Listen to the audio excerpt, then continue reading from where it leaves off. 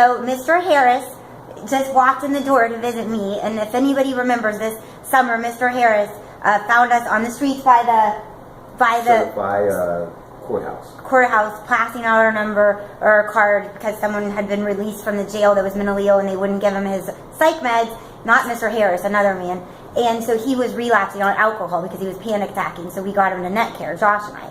And Mr. Harris called us many times because he did 26 years in prison. 30 years. 30 years total. And was released. He maxed out in the prison system, drops him off with $12 at ODRC. And, you know, he did a long time ago have a charge of rape. But he changed his life behind bars, and he called us reaching out because no one would take him in. No reentry program. Everyone is banned from taking someone with Mr. Harris's charges. And, you know, so he's living on the streets. People were trying to make him sell drugs to make money, all this stuff, and he kept saying, I don't want to go back to that life. God is my boss now, right? Yes, ma'am. Yes, ma'am. So we came and got him in a city park. And then we put him in, sadly, we couldn't find anywhere to take Mr. Harrison, even though if you look at his prison conduct record, it is amazing. And he did great. He changed his entire life. God did, didn't he? Yes, ma'am. Yep. So we had to put Mr. Harris in a tent city, homeless tent city camp where a lot of people go, right? Yes, ma'am. To live that are basically, society's turned them away. And it broke my heart, and we went there a lot, and that Mr. Harris is very independent. Everything I told him, and guided him, and he figured a lot out on his own, didn't you? But you wanted me to know what you're doing, and pop in and see me, which I love. And so what's going on? You said you were stabbed. In my life so far, I've went through so many different triumphs, you know, the good and the bad, you know, but I've learned that, you know, regardless of what I've been put through, I still keep my foot forward. One of the things I always do now is, you know, I do like Jesus did. I keep God first, you know. Every morning, you know, God's in my life. He's in my eyes, you know. When I go to bed throughout the day, you know, I say my little silent prayers if I'm walking, talking, listening to music, whatever. But God's always first in my life, and that's been my biggest stronghold, my hope. But then it's the supportive people who do really support me. And then you have a lot of people who just sort of look at you and wonder, and I expect that. But through all that, the people who have supported me, you know, they've stayed faithful, believing that I'm going to continue to keep doing what I've been doing, and that's, you know, continue to walk on, not going back in the direction where I came from.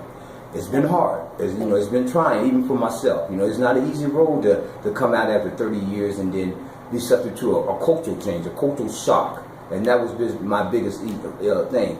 Everybody talks a little different. Everybody do things a little different. People act different. Even the government with signing paperwork is a little different. Some things I know how to answer, some things I don't. But I've learned along the way. But that still hasn't changed Barbara's attitude as far as walking out that door of prison cell. I've never been incarcerated since then. I've never been arrested. I have never been, you know, scrutinized or accused of anything. But just recently I was just stabbed. I have a dog, a beautiful dog. It was given to me as a gift. In that process, someone was trying to take it. I was stabbed severely. I should have died. Let me see your stab when you just showed me. I mean, where were you stabbed? Was it at Tent City? This is located where I still live at in Tent City. I've been there since Miss Amy and Mr. Josh has taken me there. I still live outside in the cold, in the wilderness, out in the woods. Right. But with that, right. You know, I'm struggling. It's hard for me to find a place to stay. It's hard for me to get an apartment because of the whole history of crimes and stuff and the new crimes that were brought upon me. But with that process, no new crimes, you mean 30 years ago? years ago? I mean, 30 years ago, because there was some outstanding crimes that they still wanted to investigate concerning me. But with the pardon I received, as well as some of the relief that I was given, it's been justified as far as them letting me go. But the public has to take a view. You have some pros, you have some cons. I have to deal with the middle section because I don't know who's going where with that. I mean, so with my life, as you know, Robert, I have to accept. You know, but I'm still going to continue to keep going on. I'm going to keep smiling. I'm going to keep believing in the people who believe in me. And then the people who don't believe in me, they'll catch up. Okay, because I'm going to still be Robert. So when they see that no matter what they say or do, it's not going to persuade me to go back that direction, to go back to what I call the house, which is a prison cell. You know, being inside there and not having freedom and listening to bills and have to do with, you know, the society says where people go who were bad like me at one time. I'm not saying what I did, I didn't do. What I'm saying is that I learned from that. I learned a lot of process. I got my GED. I went through some college programming. I got a lot of training, and I'm using that now. Even through all the counseling sessions, it works. But you have to make it work. You got to put that foot forward. And I'm telling you right now, anyone who hears this, who's in the prison cell right now, or anyone who's been in a prison cell, if you're not doing what you say you're going to do when you got out here, then you're not doing what you said when you did. So you need to be put back in that cell for yourself to get back out here, so you can have that good guy, even if it's for a day, a minute, a second. Nothing is promised for you once they put them handcuffs on you, because you don't know what's going to happen once they shut that gate. I don't want to be back in that process, because I know I hurt when I was in there. I hurt myself and I hurt others. I don't want that no more. What I want in life now is to be like I am now. No matter what happened, I'm happy. By keeping God first, and keeping God in my life, and keeping the people who are supportive and strong with me. It's a struggle, but I'm living, I'm smiling, and I'm happy. And that's the only thing I can ask for, because back there, I was none of it. I'm a better person because of that jail cell, but I'm also a better person because of me. I put my foot forward, and I'm still struggling, and everybody's been helping me, especially God.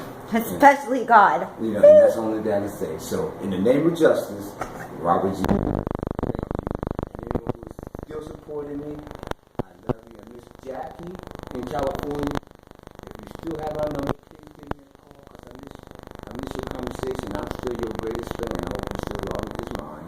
And I'm still going to be helping Miss Amy. Yes. And that's never going to change, because she's been my rock, believe it or not. You know, I don't shoot you off anymore, and she has never let me go. Well, he's independent. She's still there. I wanted him to, find his bearings.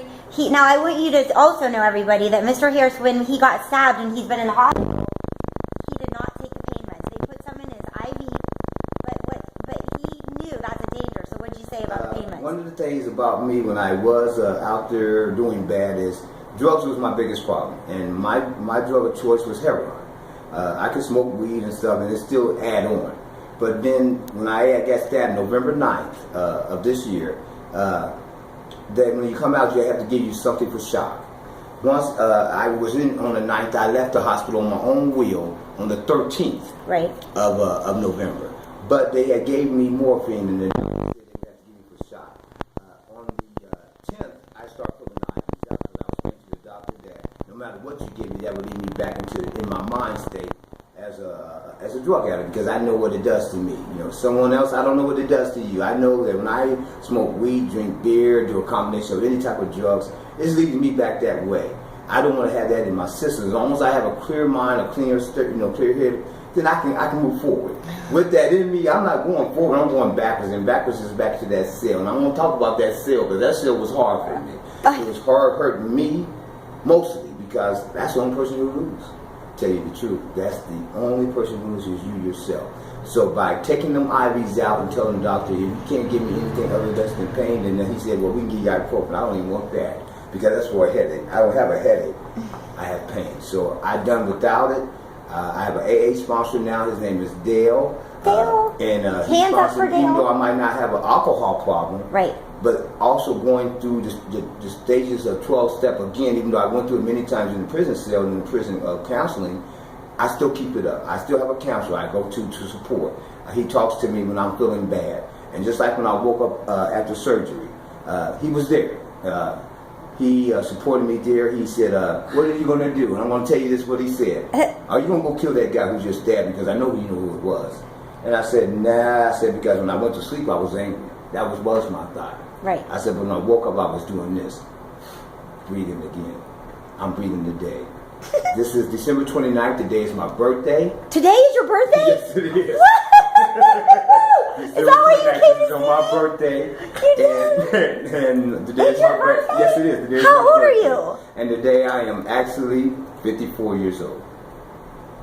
Yes, ma'am. I am. You 54 look years so old good, today. Mr. Harris. Yes, I am. And You are only 54 years old I young. am 54 years old, and all I wanted for Christmas was my two front teeth. Yeah, we're gonna get them. Somehow we're gonna get them. I'm gonna get them, and now. And you have a girlfriend. Yes, I have a girlfriend. And you're gonna bring her to meet me so I can approve of her. She's gonna meet you, Amy, because I wanted her to meet you, because I've told her so much about the name of justice and how they have supported and help other people here in the community. She was under. I want to say she had a drug problem herself. Right. She's worked on it real strong. Now she's you inspired her.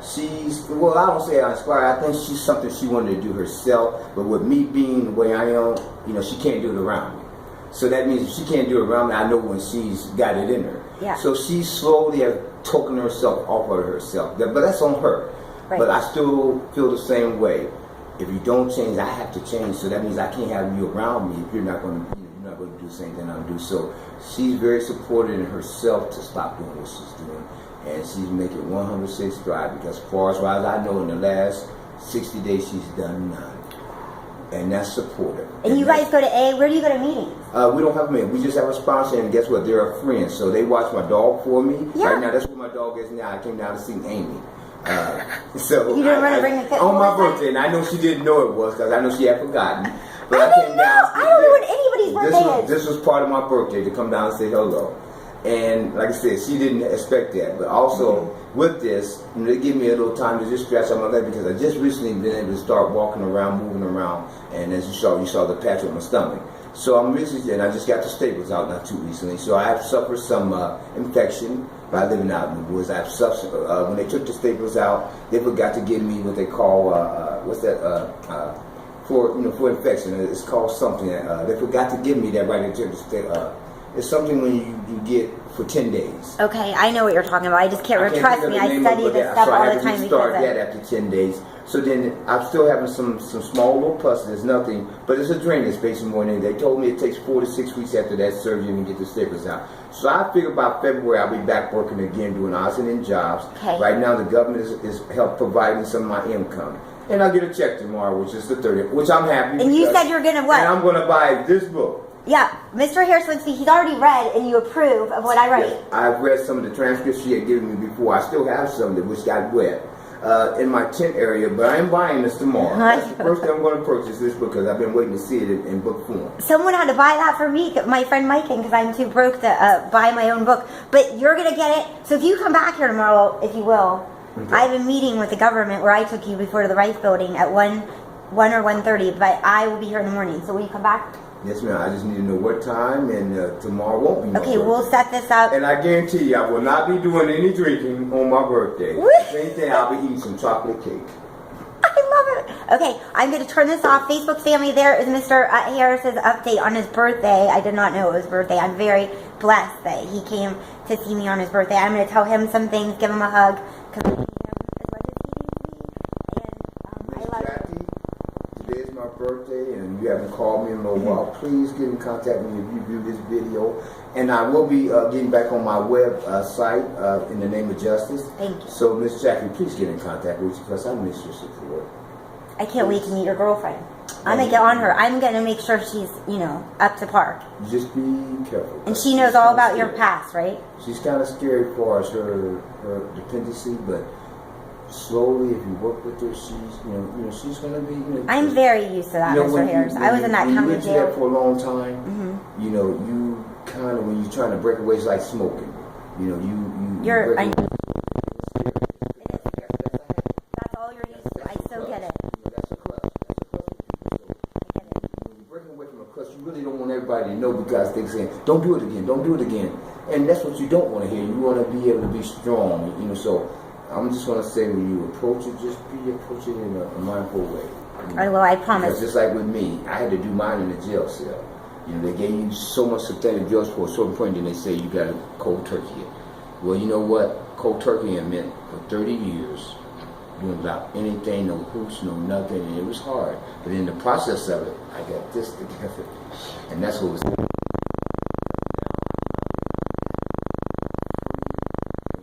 see me, they see a look in my eyes, so it's not clouded. Yep.